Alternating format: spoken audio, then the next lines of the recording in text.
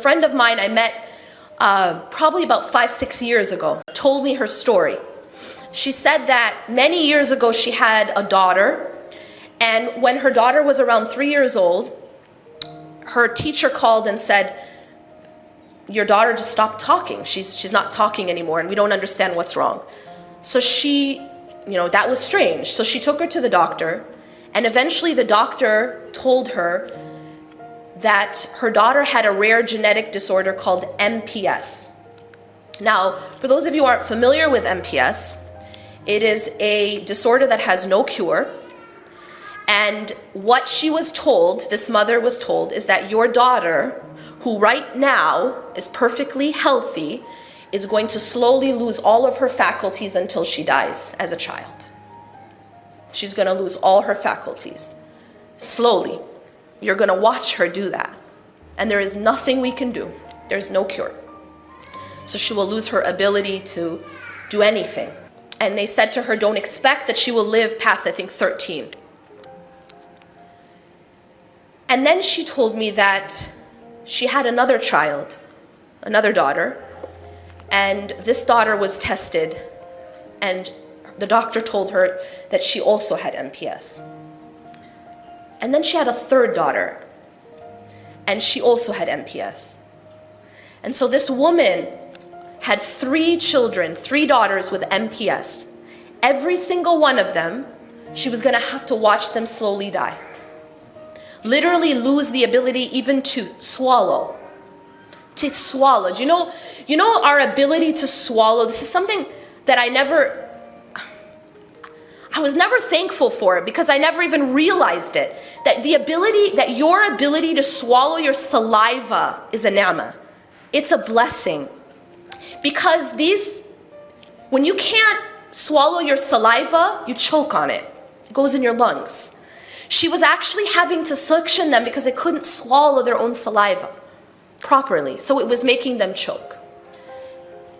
Then she had a 4th child with severe autism. Now, why do I tell this story? It isn't to tell you, that this is a really, really hard situation and then just leave. The reason I tell this story, and I'm just going to tell you that I've been to her home, I've witnessed how she lives.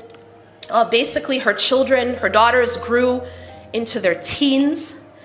And by the time I met her, the 3 daughters were, I think they were all teenagers, and they were all completely bedridden. They were on machines. She literally didn't sleep. She was constantly caring for them. Her home was like a hospital. There was a section that was like a hospital. I also, recently, she lost 2 of them. One of them lived until she was 19. For 19 some years, she took care of this child and her other daughter. And now one of her daughters is still alive. May Allah make it easy for them. And the reason I tell this story is because of who this woman is. If I brought her here today, you would say she was the most, she's always smiling, subhanAllah. But the thing that really hit me is that one day she said to me, I'm drowning in gratitude. That's a direct quote. Now what amazed me is that she has a trial in her life that I couldn't even wrap my mind around. And yet she has this trial, and she's saying she's drowning in gratitude. And to me, that's a sign of God. That the power of Iman, to allow a person to not just withstand a little bit of rain, a little bit of snow, but a tsunami, and to not be broken by it, to not be destroyed by it, to the extent that you can actually show gratitude. And one of the things that she always says to me is that she always looks at those who have less than her. She says the thing about her is that she's always worried about the people who are suffering somewhere else worse than her. She doesn't look at her situation and say, why me? but she actually shows gratitude because she looks at those who have less than her. When she first got the diagnosis, there was something really powerful that shook me. And that is that her husband says to her, when he was looking at his 3 daughters after hearing this diagnosis, and you can imagine what that feels like as a father or as a mother, he looked at his 3 daughters and he says, I feel like I'm looking at 3 graves.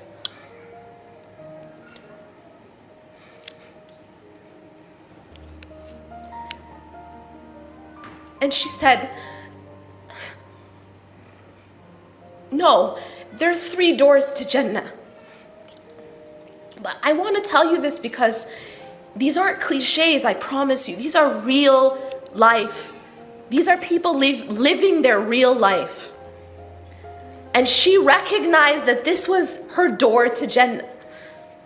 But that's what happens to a heart when it is healthy. It is a completely different heart. And it doesn't mean you have to be a prophet or you have to be perfect. No, a regular person who takes care of their heart just as it is prescribed can become like that by the help of Allah subhanahu wa ta'ala.